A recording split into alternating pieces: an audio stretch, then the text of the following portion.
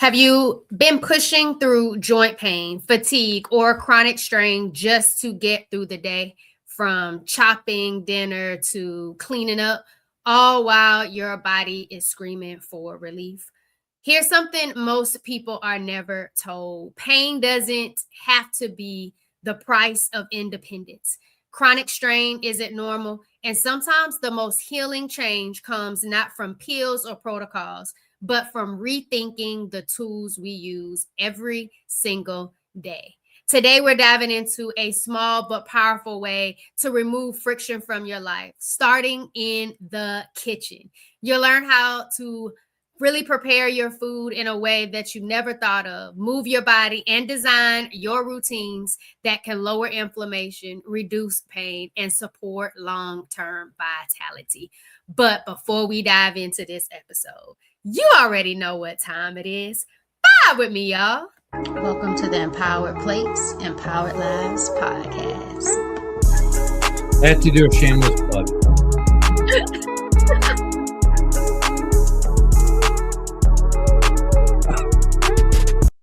I don't have one of those.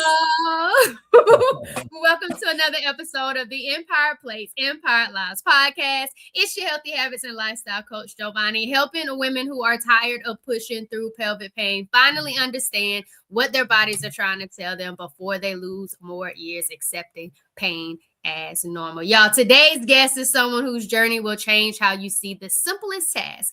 Douglas Katz is a disabled Army veteran, inventor, and health advocate who turned his chronic pain into a mission, designing tools that ease strain, support wellness, and bring dignity back into daily routines. His invention, the New Life, is a beautifully crafted, adapted knife that helps people with arthritis, chronic fatigue, and hand pain prepare meals with less effort and more joy. His story isn't just about innovation, it's about compassion through design. Welcome to the Good Vibe Studio, Douglas.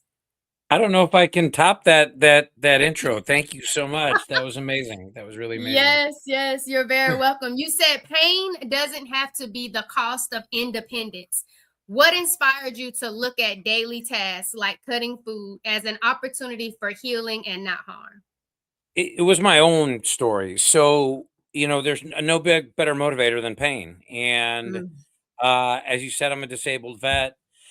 Some of my issues are recognized by the VA. Others are just wear and tear, right? You're in the military, you do athletics and things like that, and your body just tends to break down over time. And my wife had gotten me a knife smithing class, which was really cool. So when we moved to where I live now, I had a shop where I could make knives as a hobby. But I also really like to cook. I think that owning your diet is hugely important. And I like cooking. It's a creative process, a lot like inventing. But I couldn't do either. My shoulder, I got what is it? The almost like the trifecta. I had a rotator cuff, labrum, bicep, and then they ground down some bone spurs I had, right? So it was in really bad shape, and I wanted to make something that where I could still cook. There wasn't going to be much knife making, and I had a circular saw blade sitting there that I do a lot of experimentation. I don't like to use good steel, but that circular design really spoke to me. I had used, people have seen like pizza cutters that are reminiscent of an ulu, which is an Inuit knife that was a little bit of the inspiration. And really, again, it was for me, it was a matter of if you're a problem solver and you've got the problem yourself, solve it. And now more than ever, I think we have the ability to do that with some of the tools and things out there. I appreciate you for walking us down and just kind of really giving us a picture of what it looked like for you and having your own personal story. And I like that you said no better motivator but pain. And I think so many people can relate to that. And it's really how you choose to allow that pain to motivate you. And it could be into victimhood, or it could Right. be in how do I solve my problem? How do I find a way to reduce the pain, but also still live a good quality of life? And I love when you said owning your diet. And I think so many times people want to give other people that power in regards to what you're eating, but it really boils down to you taking control of what it is that you're eating. So Absolutely. if And I it think hurts, Oh, go ahead. Yeah. Well, and I was going to say sometimes it's a chicken and egg question where either people used to like to cook and they can't anymore for whatever reason. It might be a chronic issue, or it might just be age, or it's just more convenient to do other things and they haven't. I think people get caught up in the technique and some of the things about cooking that are chef driven, and that's not a ding on chefs, but chefs go to school for a certain amount of time and they're very specialized. Where I like to cook, I'm not a baker. I like to cook and play with different flavor profiles and things like that, and that's the fun part. So if you can get past the cutting, then you really can get to the fun part where some people are really into knife technique and really their knives are interesting because the design generally across cultures, all cultures basically have the same shaped tool. And it's what got us here. You and I wouldn't be talking on a podcast right now had we not had like knives and fire. So it's hard sometimes for people to think that something that they're so connected to and used to could be the source of their pain. What's making them not making them seek convenient options. I spoke to a chef once who had Parkinson's, and I asked her, I'm like, "What are you gonna do when you can't cut anymore?" And she goes, "Not cook." And I was like, "Well, that's terrible. Like, it should be you kind of do everything you can to maintain that as long as you can." Something you're connected to is causing your pain. Come on, Doug. That one was another good one. And I feel like Mm. at Right. it all kind of comes together when you say something like thinking about that if it hurts to care for yourself, that's not really your fault, but it's a Right. design problem, not necessarily a discipline problem. Can you take us back to the moment in your own healing when pain stopped being something that you just managed and became something you started really designing around? Well, I had an interesting talk with my doctor at one point, and I think it was my ortho, and the question was about pain elimination. And I'm like, I think pain management isn't about pain elimination, it's about pain awareness. Pain is important, even if it's a chronic pain, because you have an idea of better and worse days and things that may help or hurt you. And if you deaden all that, like when God, what was that? I think it was my shoulder. And I really jumped. People were like, I can't believe you're getting your shoulder done. Like you could have gotten a cortisone shot and been fine. I'm like, well, with a cortisone shot, I'm really disconnecting myself from my body and the things that are Mm. telling me what's good and not good. And I think that was part of what sort of shaped this is, well, if there's better ways to do it, then why is it not working? And I'm a little bit different cognitively, I think sometimes in saying, well, why not? And I think we got to say that more often because there are times when that would have made sense when bringing a product to market or going down the rabbit hole of exploring how to solve something could be a more expensive undertaking. Now, with 3D printing and all kinds of stuff out there, there's a lot of solutions that people can get to, I think, and solve some of these problems a lot easier. So I guess the big picture on that is you really don't have to you really don't have to accept the worst of that pain, right? You don't have to accept the biggest frown on the pain chart that you see in the hospital. You can be more on a 1, 2, 3 instead of a 7, 8, 9. And we actually, as a company, design differently around disability and pain because pain is the source of a lot of people's disability. And for us, it's not binary and it's not a state of being. It's more fluid and it's more of a path you are throughout your entire life. You're going to be more able and less able certain times. It could be the natural progression, age on the youth side or the old side. You have less strength, you have less dexterity and things like that. But in the middle, you could have injuries, you can have all kinds of things that impact your ability to do a certain task. And we look at things as task related. It's very easy to say, I'm disabled. Sometimes it's not that easy, but to look at that and say, okay, disabled is an identity or state of being, as opposed to, you know what, I'm most impacted doing certain things and I should be focusing on those. So we always try and focus on the task and what are you trying to accomplish as a method and means to better manage how we design for that.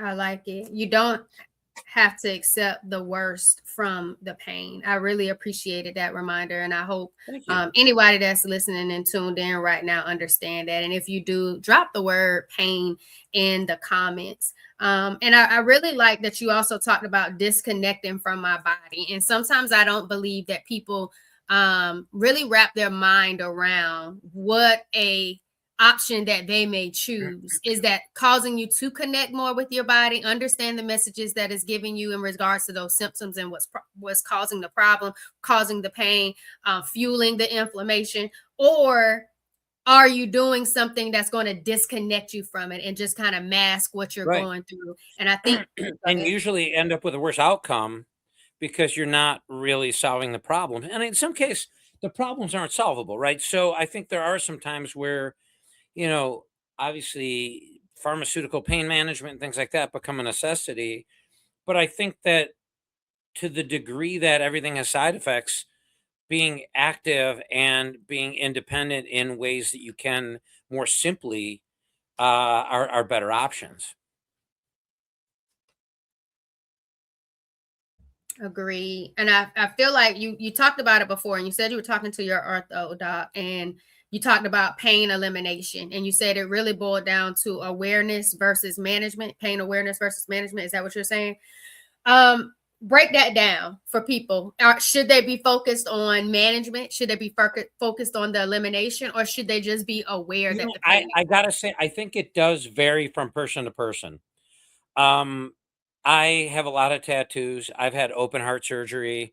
I have been through a lot of different painful things, and I think that that just creates a certain pain tolerance. Some of my tattoos are pretty big, so you're 6 hours in a chair, and not that I would tell people to all go out and get a tattoo, but I think it really and tattoo people break two ways. So like one who gets one and that's it, and people who are like, I'm getting a lot of tattoos.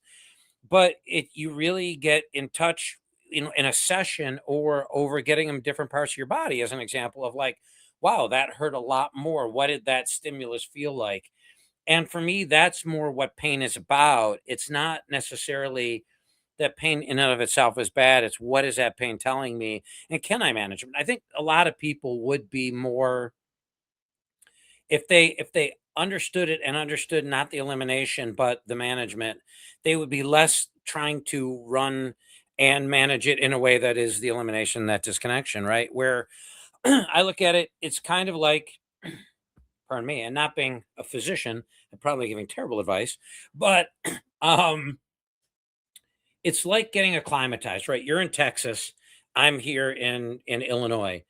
But there was a point where when I was in the army, I was in Colorado during the winter, really cold, and we would go to train in more or less Death Valley, sort of that area, hot. And when you're going out in extremes like that, you don't have the ability to maintain what would be a comfortable temperature, so your body adjusts. And it's like, oh, okay, 80 felt really hot before, but now I'm in 105. 80 feels pretty nice. I think for me, pain is a little bit of that. It's a matter of saying, okay, it's either a dull pain that's kind of around there or not. And I think part of that is for me, I'm 56, I'm 55. I'll be 56 this year. I'm not gonna put myself too far in there, but that's just part of the game. You know, every year that you live longer is sort of a victory. So with that comes pain and other things, and it's just figuring out how to get through it. And a lot of times it's counterintuitive. I have terrible knees. It's some of the basis of my disability with the army. But I've stayed in decent enough shape that the muscles are keeping pure bone to bone from happening and requiring a full knee replacement. It still hurts to train, weight train, but the alternative is a more rapid descent into needing, a surgical intervention or needing more pain. So it's you look and you say, okay, a little hurt versus a lot of hurt works well for me. And I think that's kind of how I apply just what works for me. Um, but everybody's a little bit different, I think. I agree. And I also think I like what you said is what is the pain telling me? And can I manage it? And I feel like sometimes people feel like I've lived with this debilitating pain for so long. It is my norm. I know nothing else. I don't even know if I have the power to even shift or change it. And I think Right. that's what it all boils down to. And so if you are tuned in right now, I want you to go into the show notes and check out the Spot Your Triggers quiz. Because if you really want to uncover your own personal inflammation triggers, I want you to get more empowered with what your life is currently looking like so you can take a lifestyle approach to healing. So take the Spot Your Triggers quiz. So Doug, let's kind of get into what we kind of discussed earlier, but it's about a lot of people realizing how much strain simple tools can cause.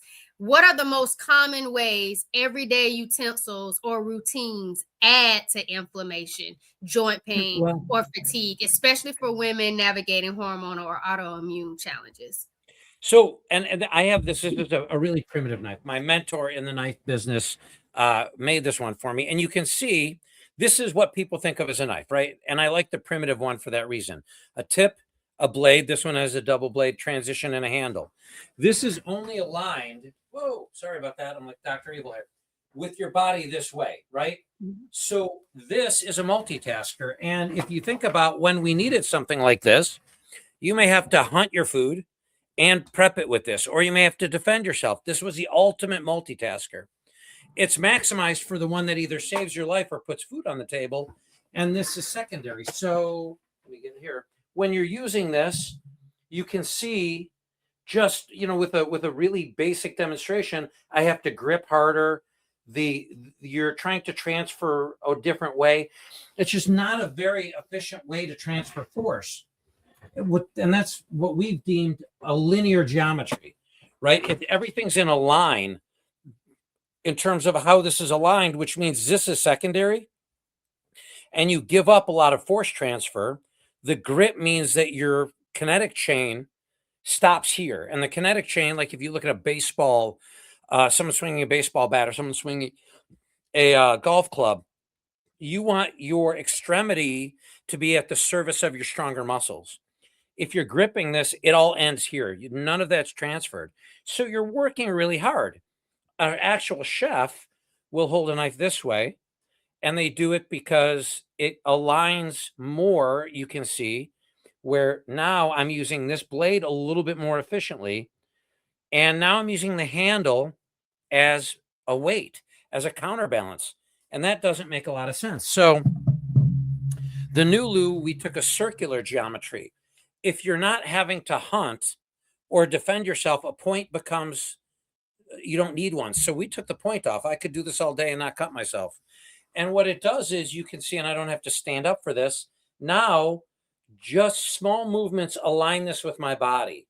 Mm. And one of the ways I've been describing it, and I'll pick it up again to show some angles, is if you think of a machine, if you were going to design a machine to cut, it wouldn't look like this, because this is inefficient. It's going to cost you energy costs. It's going to put more wear and tear on the machine. You would have like a piston that would cut like this, right? Where your direct transfer to the blade. What we've done is that's what we've done. And I was talking about grip earlier. When I cut with this, I hold it like this loosely, and it drives my partner crazy when we're doing photo shoots, but I hold it like this. I hold it. I don't even grip it because I will tend to grip like a gorilla, like this. There, my kinetic chain ends. If I do this, I remain very loose. So there's times where I will just brace it, and I can cut by moving my body. The control is there because you can see, and it's a little hard to align. Here, wait, let me push myself this way. You can see it's totally aligned with my body, right? You can't even see the blade, but you see it's right in the webbing. And what's nice is you and I will have different profiles of how to use this. But what you pick up is 160 degrees of cutting. So I could use it this way, which is very efficient. I'm not articulating the wrist. Although it's not aligned, this is like a hammer grip, and it's very, very efficient for passing force. But then if you're using this blade, you can chop, you can slice, and it's always aligned with my body. But as we're talking about being in touch with pain and just a day-to-day difference. One day you might be holding it this way, and one day you might hold it more. It depends on how, maybe you're swollen one day and you can't articulate it as much. Well, this gives you the ability to do that. And if you turn it, then also you have a cleaving motion. This doesn't serve much of a purpose now, but you have a cleaving motion, which gives a lot of strength. You can see, again, it's a line, it's like a punch. And then this is for that precision cutting. And, I almost think like if you took a chef's knife and bent it, that's kind of where we ended up with. I'm terrible with a camera today, I'm sorry. And what it provides this contiguous blade and being able to do that. And I like that. And if y'all aren't, make sure y'all subscribe to the Empire Plates, Empire Lives podcast. It's on YouTube. So you'll get this whole visual breakdown from Doug right now on the podcast. If you listen to the audio podcast, make sure you rate it and follow the Empire Plates, Empire Lives podcast on your favorite audio podcast distribution platform. But definitely come over so you can actually see this adaptive knife and how he's using his body mechanics to show you how it prepares to help with reducing the inflammation and adding to the joint pain. For those that are listening, one thing I would like to add to your listeners, because it's on the same thought, if you don't mind, is we are also in 36 different, it's on our website, 36 different states lending libraries. Every state has an adaptive program that is required by law, where they have either a demo capability or a lending library.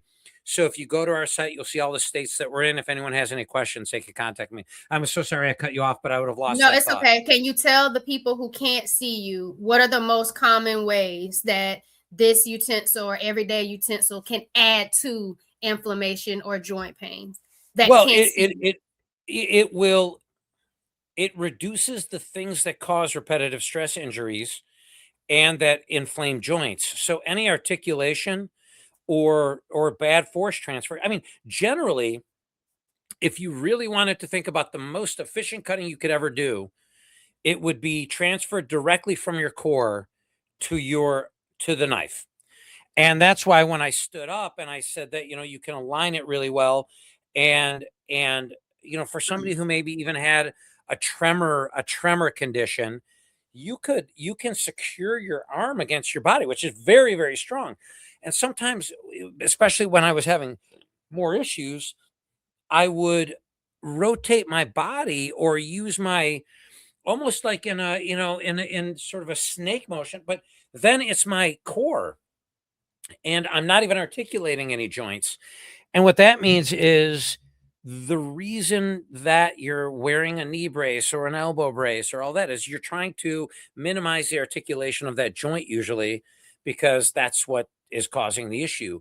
If you could take that out of the equation, I mean, it drives, when people are doing that, on TV and they're going, I'm like, that's terrible for you.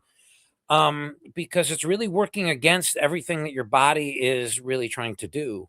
In a lot of ways, the way we've looked at aligning the force transfer and the body to the blade, I was a martial artist for a long time. Anything that you do in martial arts is always about efficiency, right? You may be defending yourself for a long time. So everything that you do should be the most efficient movement to do what you want to do.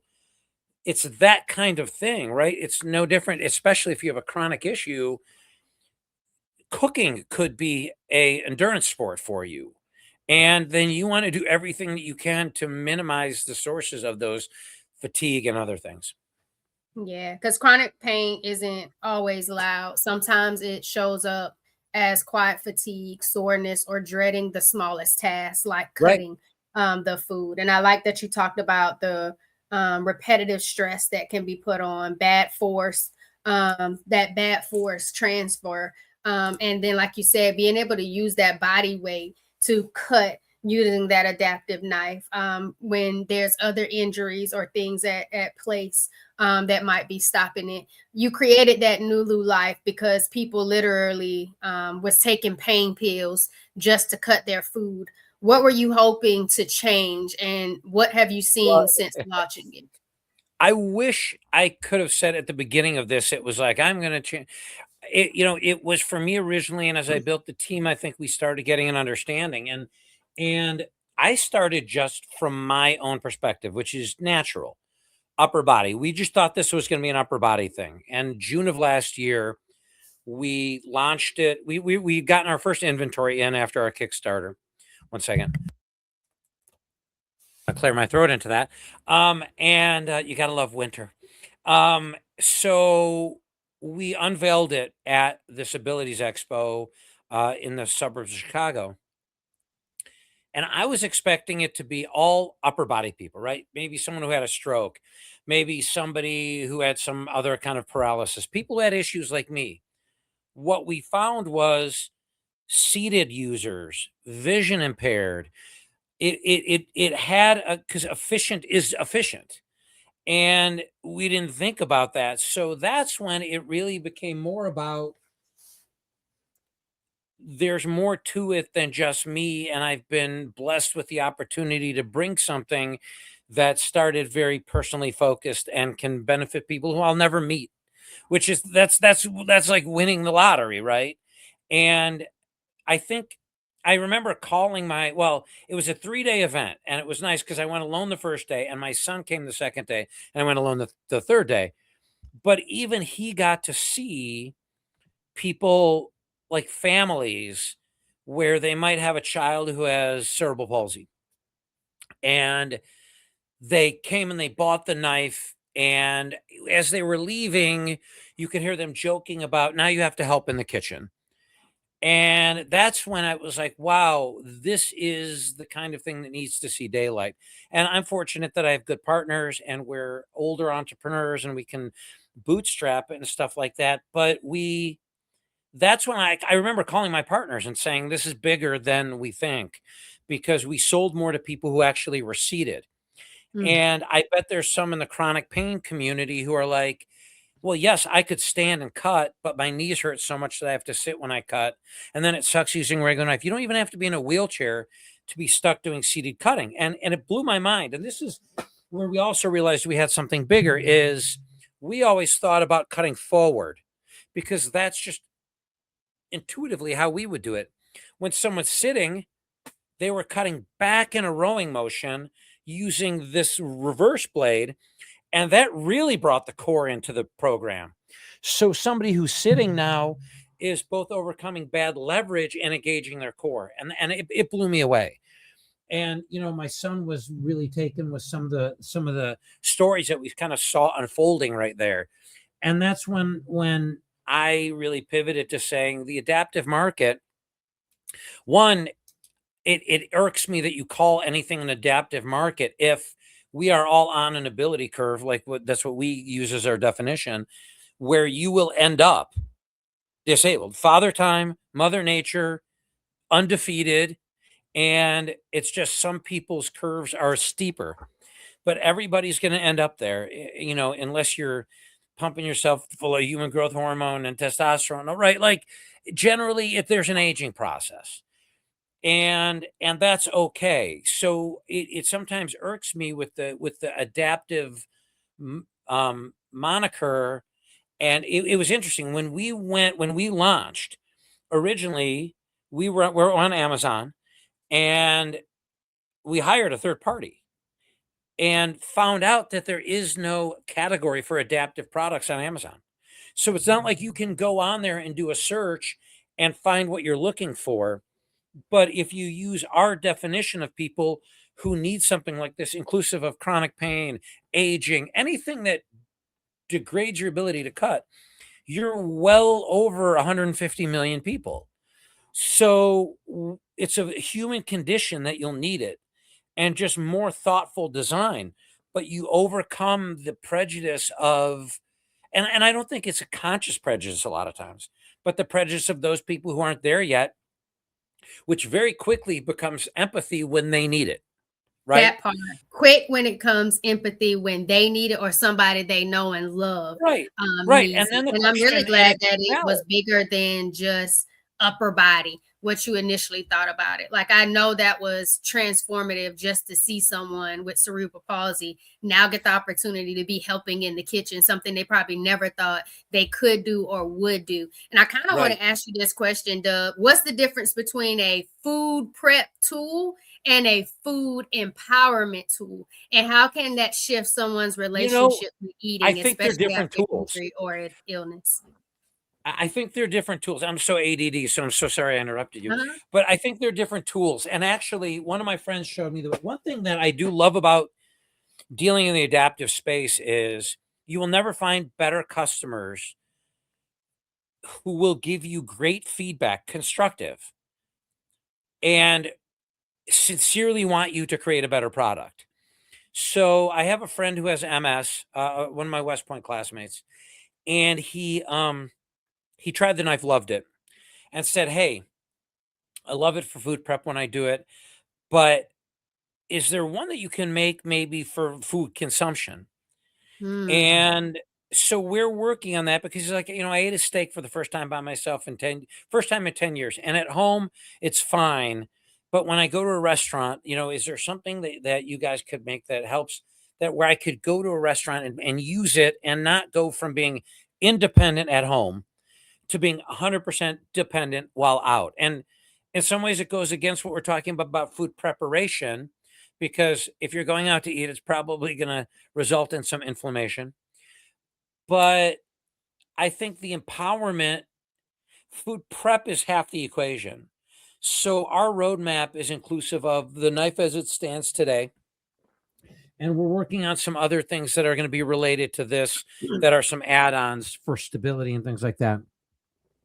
We're going to have an adaptive cutting board coming out in 2026, and I kept calling it a personal one, but it's not. It's a consumptive one.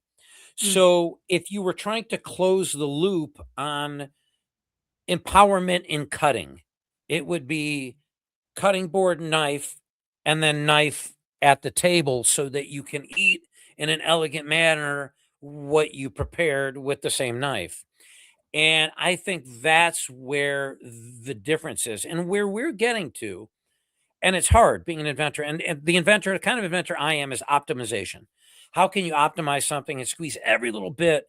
I had this one adaptive sling that I created when I got my shoulder done, where you could move all that compartment. It was really cool, but it was about optimization.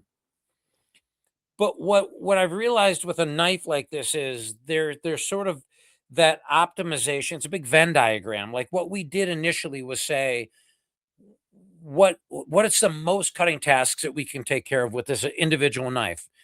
Well, this is great for a lot of things, but a watermelon or bread, this dimension, which is optimized, we're patent pending on the design. This space here we've tested to be optimized for the most universal cutting, but you can't cut a melon.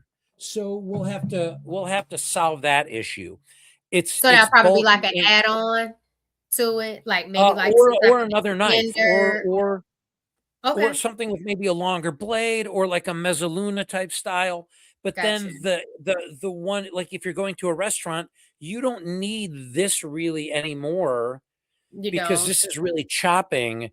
So we're And we're then to kind of working. think about how do you even carry that into the restaurant, something that big, Well, it does come as with a well. sheath. So it does come with a sheath. There you go, and gotcha. and but again, the smaller version that we make can be less, it's gonna just draw less eyes, right? Mhm. People will look over it, unless the eyes are good, right? Like I was joking with my partners and I said, for something like this, I want to make it where people say, God, I wish I was disabled so I would have known about that. I want to make this beautiful knife where there's a pride of pulling it out. Because the other thing I've found in the adaptive space is aesthetics take a back seat, and the car doesn't have a back seat. So what happens is they design for utility and that's it. And it ends up a way where it does the job, but doesn't do it in a way that is appealing. And if back to sort of thinking broader, like we're all going to be disabled, if that was the case, then people would demand more elegant aesthetic items that I'm sorry, adaptive items, more aesthetically pleasing, because there would just be the market for it. That would be the type of design that people would think about. Gotcha. And what I really love about what you kind of broke down was about your classmate with MS, and really appreciating the benefits from using it. But then again, also wanting to be able to go out to eat and have it for consumption, which makes it an empowering tool. Because if eating well hurts, you won't be able to do it consistently. And that's not a motivational issue, it's a system issue. And that's something that you're actually working to solve and bring something to the market that's not just for those who may be disabled or, occurring with the chronic pain, the arthritis, the joint pain, but people who just want a more effective knife at the end of the Right. day. A big part of your message is around agency, how simple, intentional choices can really start to add up. What are some overlooked habits that help reduce inflammation or stress on the body without requiring a full lifestyle overhaul? Wow, that's a great. Again, I think diet is a big part of it. Like Mhm. I when I cut out certain things, I felt great all of a sudden, right? And that's the garbage in, garbage out thing. I really think it is the two And what do things, you right? Is consider garbage? What did you cut out? Be a specific lot of for the. processed food. I actually cut out a lot Okay. of meat.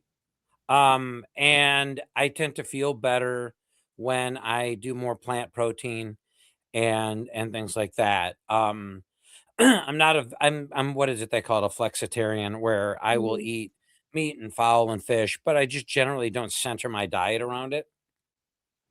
And for me, it is about movement. I tend to stiffen up. So the more that I do move, and again, you're somewhere on the pain monitor, but it will be worse if I don't and I get stiff. So I think that's the other real part of it for me are those just keeping those good habits. And I actually cut out a lot of alcohol, and I think that was a big one. I tend to be more of a cannabis user. I find that that helps me a lot, the same way it does, a lot of folks with the chronic pain and things like that.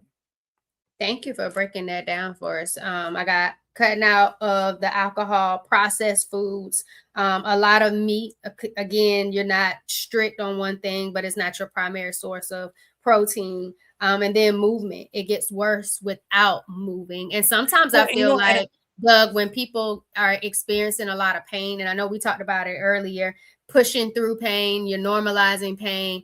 Pain is okay for some people. I like that you said it gets worse when I don't move, because some right. people just get stuck in, well, I'm not going to move because I'm already hurting. I don't want it to be worse. So you just broke a limiting belief for someone who might say, well, I heard Doug say it makes him worse. The pain increases without the Right. movement. Maybe I should get to going. Go ahead. You want to share Well, on and that? I think part of it is it's sort of like if you were to hear a certain sound at a certain frequency, continued over, you'll eventually deaden to it.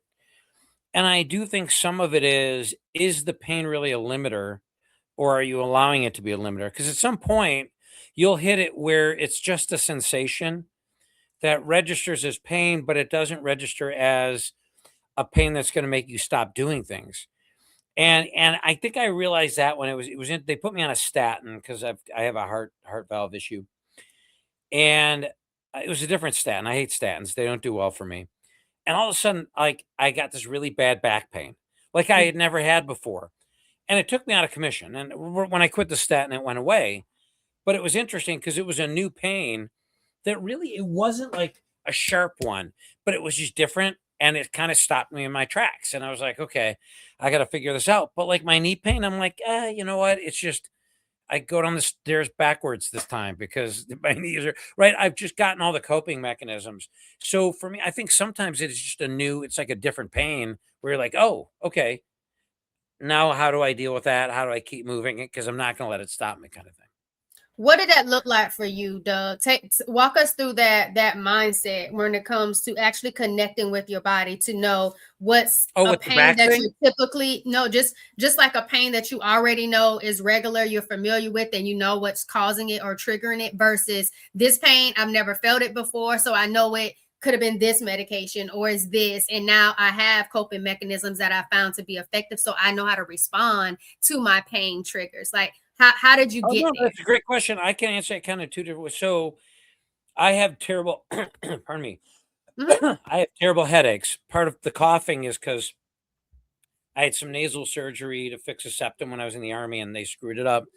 The doctor was fine. Sometimes surgery doesn't go right, but I get terrible headaches. And there isn't a time when I don't have a headache, but I Mm, know it's a worse headache. Some days I can't get out of bed. Well, that, I've hit the point where I have that sort of one where I'm like, okay, it's I can cope at this level. There's enough that's going on around me where it doesn't bother me, but it's kind of always a dull pain out there. And it's just moving along that scale. With the back thing, I sort of had to go, you have to go with some deductive reasoning because it popped out of nowhere. But around the same time, all my kids work out and my wife works out, and I did some research on aging, and like I had it all wrong where I thought you do like more reps, right? You just, you don't want to beat up your joints. You want to do more reps. It's actually the opposite. You want to do heavier weight, lower amount of reps. So I'm like, okay, did I do something that might have thrown my back out? And I would go down the list and I was trying yoga. I was doing everything. And then and here's it's interesting. I switched to because I sometimes keep like Celebrex on hand because the VA gives it to me for my knees. I'm like, I'm taking that crap today. But then one day I stopped and I'm like, well, what's different? I'm like, oh yeah, the statin. And then I was able to figure that out. But I may have been lucky in figuring that out because I wouldn't have come to think, maybe it wasn't, right? It was more like the knife. It was a matter of this is odd.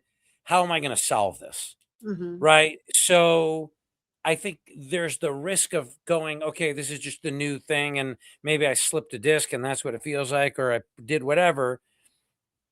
But I was like, I'm going to figure out what this is. We went to a museum and I had to sit down. I'm like, is this what sciatica is? Like, I don't even know. Like, I'm like, all right, I'm going to be getting on Chat GPT and getting this one diagnosed because, and you try and figure it out. So, but I was lucky that I figured it out that way. But I think there are some good tools and sort of, as you talk about AI, I talk to less people that use it than probably should, and it's a matter of the use case being right Mm, and the ability to have a conversation more or less that's customized to you. If you're saying, hey, I have inflammation issues, um here's what my diet generally is here, it can give you some really really good guidance that you can then bounce off of a doctor.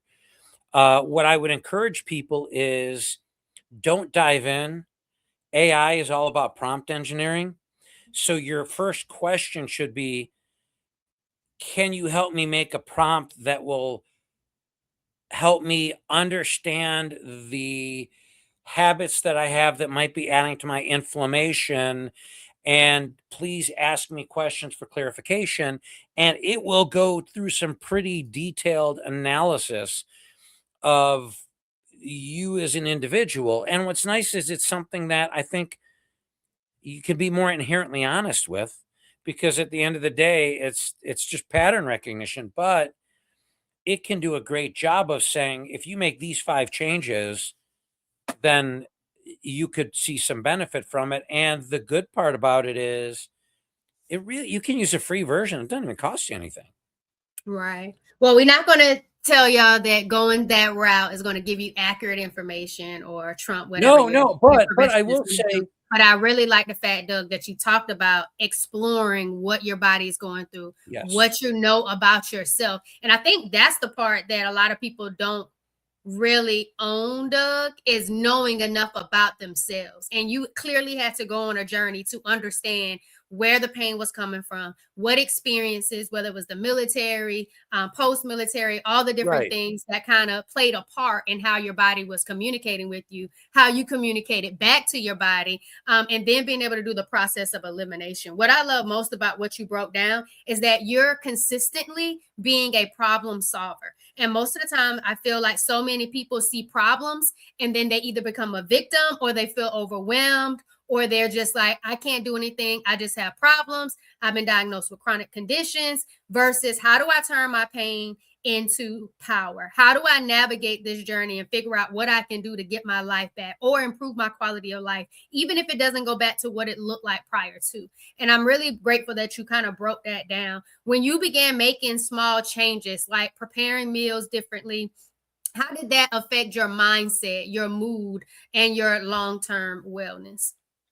You know, I always cooked, but I think that you tend like anybody tends to fall into the worst of habits, right? Like we're it wasn't that long ago that as a species we were roaming the steppes of wherever. So our bodies are they like dopamine, it like they would like fat, we like sugar, we like alcohol. Like your body likes things that are now readily available that are not necessarily good for you. And I think it was more there was one point where I really felt like crap. My knees were really bad and I was heavy. And I did what worked for me was like MyFitnessPal or Lose It, any of those type of things. And I really tracked my calories. And what I found was, and it's not odd to have figured it out, the least calorie dense things that you would eat that would be nutrient dense are likely the least inflammation driving, right? Not a lot of carbs, not a lot of bad fats, not a so I think for me, it was very much like backing into the solution because when I was when I was on like 2,000 calories, like 2,500 a day, and if I worked out, maybe I got 3,000. But you want every calorie to count, right? So I was very, very deliberate in saying, okay, I'll eat a bowl of salad this big, and instead of a thing of fries, and that because I mean, again, it was sort of solving the problem of like, how do I have a full stomach all the time? And I watched, I think around that time, I watched it was a documentary on Netflix about like not eating meat, and it was good. It was a good documentary. And I was like, okay, well, maybe it just makes sense to really kind of do a full reset. And that's been amazing for me. I really do feel like it changed the whole biome thing. And when you achieve that, I will say you also do it hopefully get more in tune with your body. So when I eat like crap, I feel like crap. And I get bloated like people and I'm on the toilet way too much and probably too much information for people. But No, like that's I real because know sometimes, Doug, I feel like people are afraid to have those releases right. and get them up because it's like, oh, well, I'm gonna have to go through all the negative things that don't feel that good in a reset or a detox. And I love that Well, you're and breaking. what blows my mind is how quick, right? So like the holidays, there's always leftover pie and stuff like that, right? And all of a sudden, when you stop doing that, all the little critters, you're like, oh my God, I'm already craving sugar, right? And it's only been so that's I think getting kind of in touch and aligned with that, where you're like, okay, I'm feeding the wrong thing. But the other thing I try and do, and this is age, and I talk to my kids about this is it's really hard. You shouldn't judge people on what you've achieved or what you've done. I think my past, what I've done, speaks to some degree of discipline and all that stuff. Now, I think everybody has it. It just becomes a question of the cost benefit thinking. Mm. And for me, a lot of Cost change. benefit thinking. That's a good one, Doug. Cost And benefit thinking. for me, I do some writing and things like that just to get ideas out of my head. And one day I did an article on just if you live what the actuarial tables say how long you'll live, which is around 77 years on average in the US. Um, every year is about 1.3% of your life. Mm. So, if you live longer than that, maybe you get up to 1.5, and that accelerates. So, with all of this stuff, I think that people don't look enough at what are the trade offs of doing any of these changes. They say, I've got to make the change, but they don't say, why am I making it? Why am I buying into it? And what's the payoff for doing it? And if you can't do that, then you're never going to make that change. And I think that's got to be a big part. So for me, I just, because I problem solve, that's just more innate. And I think more people have to stop and say, okay, maybe they're not problem solvers, but what's the trade-off? How many years are they spending a slave to pain instead of saying, I'm going to reverse this and I'm going to master it to where, yes, it's there, but I'm not going to let my body tell my mind what to do. It's going to be the other way. And it's hard. It's super hard. Um, and I'm on like an arthritis group and stuff on Facebook just for research for the knife. And it is really like I go through different stages when I see people like, oh, I've got this. What should I take for this? And I'm just like, first get up and get moving and reacquaint your body with moving. You know, your joints will be happy. They will like that. Um, And it's not doing everything all at once. And I'm really glad that you right. said that. You're in a group, you're in a community, and people are experiencing this pain. Some might identify as a slave to pain. I like to say people are a victim to the pain, have a victim mindset to the pain as if they're powerless. But I really like the fact that you talked about them saying, what can I take forward versus what do I need to change Yes. in how I'm living? And that's what it's all about for me, Doug. And that's the reason why that's my mission, you know, to really help women out here who have been pushing through pain, thinking that it is normal, really take a lifestyle approach to healing, really looking at their mindset, their thoughts, their feelings, their belief, looking at how they're eating, what's contributing to the pain, fueling the pain, as well as movement. How are you choosing to move? And when are you moving? And what does that look Flexibility. like? Yeah, what does that even Flexibility is look like in huge. Just regard to stretching that? out, right? Mhm. Just And I just wanted to do stretching. more with stretching like that. I think people underestimate just stretching versus having to go to the gym and get in reps or, you know, a lot of strength training. And so I'm really Well, glad you know, that you said that. Go the ahead. one thing I do take that I like is I do take arnica. I really like arnica. It's, you know, they make it in a like a gel or a cream. I sometimes usually I can only get on Amazon, but like the little tablets and you know, you can't like it's impossible to overdose, but it is. I remember my stepmother told me about it before she passed away. She had terrible arthritis, and I'm like, man, you listen when someone's got like hands like this because of arthritis, and they're like, this helps. It's like, okay, they know what they're talking about. So I gotta say, like, I do like arnica, and I'll do that one first if I can. And for me, I try and keep it to Tylenol if I do take anything But that's because after it the fact that you've changed your lifestyle, though, Doug. And right, not right, everyone is taking that approach. They're automatically asking what medication, what supplement, what has been effective for you all that I can take versus what can I change within how I'm living? What patterns do I have in my own lifestyle and habits that are right. contributing to fueling that inflammation, the joint pain, the pelvic pain? And I feel like that's what it boils down to. But you, like you said before, you have the discipline enough to do the reset.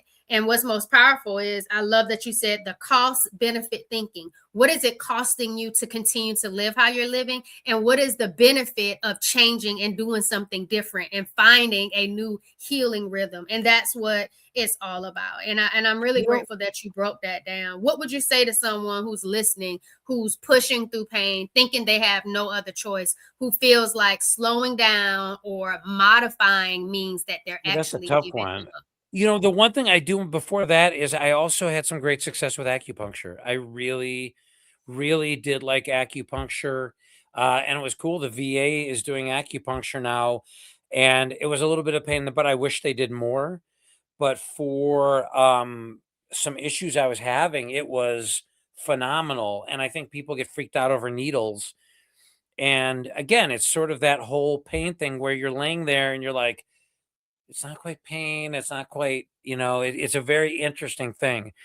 But I think for people trying to push through it, I think that sometimes it's wrong to say it's a fight and tough it out and all that. It's what's the alternative and what are you giving up? Mm. Because I think when you phrase it, some people just aren't fighters that way, but I think everybody values certain shared goals and stuff like that. So if it's a matter of saying, hey, the alternative to me not doing it is being immobile or not doing this, that, or the other thing. And then if that becomes the mindset and you value enough the things that you are giving up by succumbing to that that thinking, then you're going to start asking questions about what things are there out there. And I do think there's a little bit of a generational difference though in the pharmaceutical side. I think that there's a confluence of factors. I'm going totally off topic, but I hopefully it'll make sense. And one of them is fitness. So I don't think any of these chronic conditions or anything, they may be more numerous now than they were in the past, or we're just understanding it better. But the better shape that you are in under any circumstance, the better you can withstand these challenges because you're just more robust and resilient because you're in better shape. So I think there will be, generationally, the boomers and my folks are really, my mom's like the last of that generation.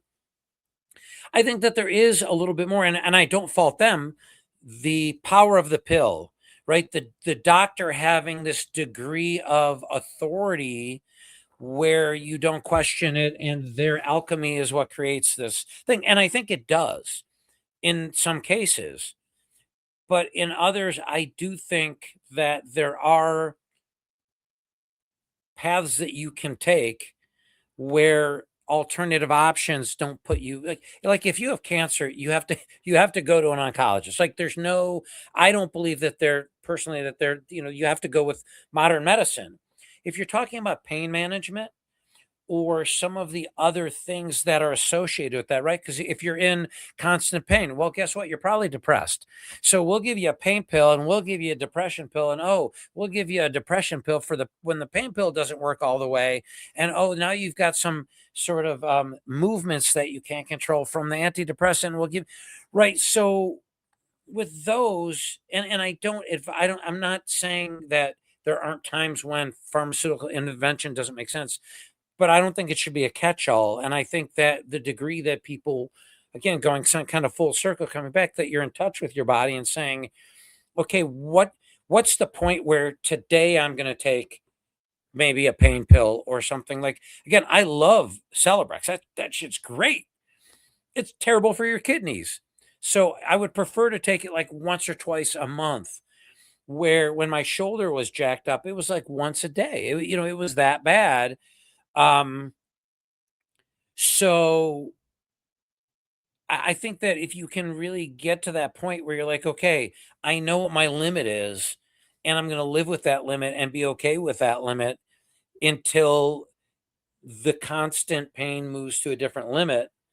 And then how am I going to deal with it at that time?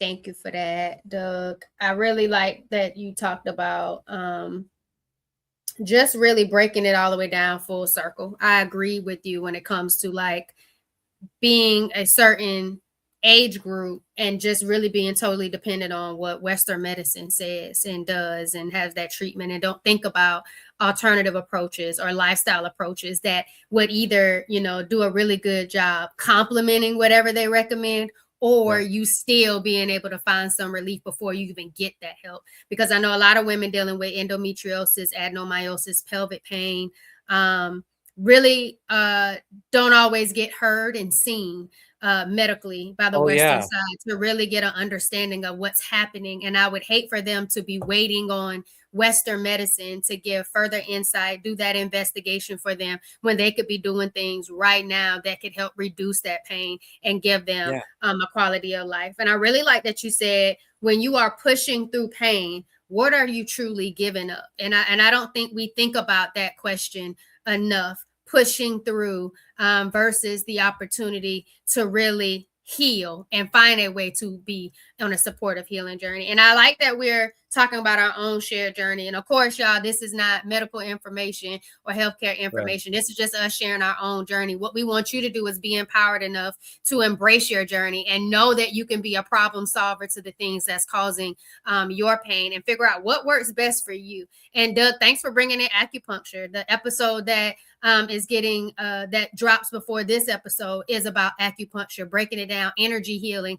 And like you talked about depression, like that too can fuel inflammation, and the pain that you're going to, the emotion. So it's so many different aspects of your body and of your well-being that comes into play when you're really trying to pinpoint some of those problems that pain can be causing. And so I really hope y'all were able to get that full cycle that Doug was really trying to share with you all, and then understanding when he had to push through, what that looked like versus when he was just supporting his healing journey because he was already aware and he had the mechanisms and the tools to be able to help himself. From your experience, Doug, what's one thing people can do today to make life just 10% easier on their body?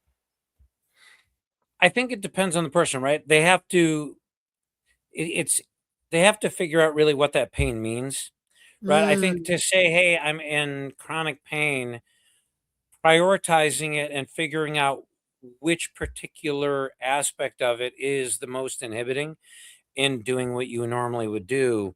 And it's hard, right? So some of the conditions that you talked about, I will never have the perspective to understand. And it is sometimes hard to connect with that.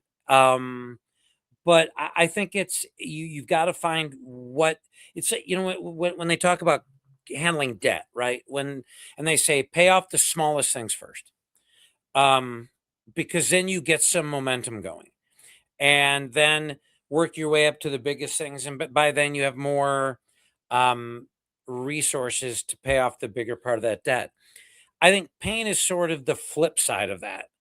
You have to figure out what is the biggest thing inhibiting you from doing what you would like to be doing. And if you can get that win, then you're moving more, and you're just like, okay, well, this other stuff isn't as big. And I don't know. I think it's getting that momentum going and getting some wins, some small wins too. small wins. And I really feel like the small wins, like you say, pick up that momentum and really help build a rhythm, a new rhythm, a healing rhythm that gets you going in a direction that truly allows you to, one, understand what that pain means. And that was such a powerful question when you started that response or that reflection, was what does your pain mean? And a lot of times people don't know what the pain means, let alone what's fueling or causing it. And so we're here just to tell you, go on that journey. You're worth Right. it. You lived with the reality of pain, fatigue, and rebuilding, Doug. What's the truth about healing that you wish more people, especially women, were told sooner? I think people have to define what healing is, Mhm. right? It's hard, right? You think of if you were thinking of visually healing, right? Like a cut healing, right? But there's still a scar. It's still going to be less than perfect, and it may be stronger. But if you're trying to heal from something, what does that entail? And there may be a stretch goal, but I think it's like anything else. If you don't have that objective, like what are you trying to accomplish, then it's very hard to accomplish it. And pain is one of those nebulous things that it's hard to connect to that a goal. But if you go back to thinking about, if I don't get moving and do something, then what am I ultimately not doing? What am I giving up? Maybe that becomes the goal, and being able to do some of those things. I like it. What is healing? What is your definition of healing? What does healing look like for you? You don't have to wait for a diagnosis or a breakdown to start making things easier on your body. Just get clear on what it is you want out of life and what you've already had to sacrifice and give up, and start to be that problem solver for yourself, and then attract a team to help you get to where you want to go. All right, Doug. So it's time for the Vitality Sparks, that rapid fire round. So quick responses. I don't feel like you have any issues with this. You're going to be just fine. So here we go. One small change that made a huge difference in your pain. Uh, my knife. Okay. A tool other than your knife you think more people should be using. Wow. See, now I screwed myself on that one. Um, I think AI. I know what you had Okay. said. And I think that there is a danger of misinformation. One tip I would give is get 2 free language models. I use ChatGPT and Claude. Take the output from one, bounce it off the other. It will do a good job. But in terms of coming up with a framework or even being able to go in more informed to talk to your doctor, you can you can do things in a way where it's not giving you advice, it's giving you the ability to get better advice. And I think that would be a tool that people would be crazy not to use. I Quick on my love feet, it. right? Get better advice. I see you. I see you. Favorite way to reduce joint or hand strain in daily life? I actually work out and do a lot of yoga. I think just keeping things limber is the biggest part of it. And the minute you let it get stiffened up, especially for like my arthritis issues, that's when it tends to get worse. What does self care mean to you now versus when you were in the military? Whew. In the military, there wasn't a lot of self care. I think really exercise, diet, and sleep, and actually family and community. I think as I've gotten older and moved into more of an entrepreneurial role where I work from home, um, and really kind of see what's important. I think spending time with my kids, I'm enjoying them more than I ever have, just because they're turning into pretty good people. And I think that's a really good balance because you can look on like the chronic pain and the injuries and all that and say, hey, you know what? At least I'm now getting to look at the trophies. I love it. What's your go to meal that's easy on the body and the joints? So it's actually only easy now that I use my new lube, but I love making pizza. I think it's a canvas to do a lot of really, I dropped my pen, a canvas to do a lot of really neat things. And you can do, I mean, there's all kinds of different crusts you can get, but I think you can put things that are anti-inflammatory. You can be vegan. I think just for me, it represents this really like just fun way to mix up a lot of stuff, and it's super easy. With the kind of pre-made crusts and stuff you can get these days. Gotcha. Give some advice to the girl dads, the father figures, the role models, the partners, the spouses of women, young girls that are dealing with pelvic pain, heavy periods, endometriosis, adenomyosis, polycystic ovary syndrome, fibroids. How could they be more a part of the healing journey? Wow. On that, I mean, I think it's finding the right doctor who's going to listen to you, right? As you said, where, just hearing that question is, hearing the terms, but not knowing with any depth, uh, how the pain even feels, right? Like, as I've gotten more in touch with that, with my own pain, you look and you're like, okay, someone's describing something that is the source of pain, but I'll never understand what that pain is like. So it's hard to give that kind of advice. But I think there should be more demand that is part of healthcare more. I think that having a daughter who's now, she's 22, 22, probably got wrong 23. My brain is pudding right now. I'm so tired. But she I can talk to her more and understand that whole female experience and realize that I know a lot less about it. Um, Mhm. but seeing her and knowing that the role of women and women's issues are becoming a lot more out in, more matter if you had brought those words up 10 years ago, they would be alien to me. And just that I now know that those are conditions that people have, I think is important. I don't know that there's much in the adaptive space though, because it's really like an internal pain that is the way that it inhibits people. My guess is just not being able to move, like my headaches, and that's tough. I think with that it's and again I could be completely wrong, but on that type of pain, it's figuring out what the breaking point is to where you can't function anymore and doing everything you can to function that way. It's a long answer and one that is great, took me outside my comfort zone. But I think the only thing I could compare to is my headaches. And there's some days where I will lay in bed for an extra hour, just unable to move. And, I'll try and be as productive as I can. And there's other days where I'm like, okay, if I can just get downstairs and I can have my sinuses drain, I can get to a better point. And I think that would be the nearest advice that I could give. I really like, based out of everything that you just shared, my favorite part is that you are able to have a conversation with your daughter about her pain and her women's health issues. And you're able to take your own personal experience from your pain and your own life and be able to empathize there. Might not be the same I exact will pain, say though, but you're able to have that conversation. And I yes, feel like a lot yes, of men are not at a place where they're able to talk to their spouses, talk to their daughters about it, because they feel like it's something that they just don't get, or they can't resonate right. with or relate to. But the fact that you can sit down and conversate about pain, I think that matters Well, a lot. And I and think or that's that what it's it not boils down to. like it's not being grossed out by it the Mhm. way people like. So, my wife got my daughter something for that particular kind of pain, and some kind of heating pad, but it was funny, it was like in some shape.